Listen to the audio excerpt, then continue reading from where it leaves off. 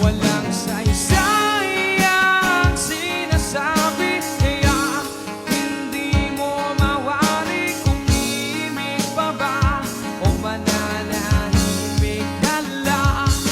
At sa tuwing magpapaliwanag, pakinggan mo naman ito.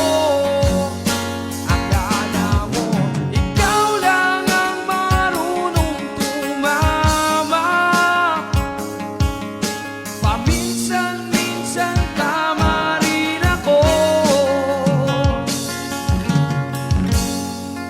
Ay tama rin ako.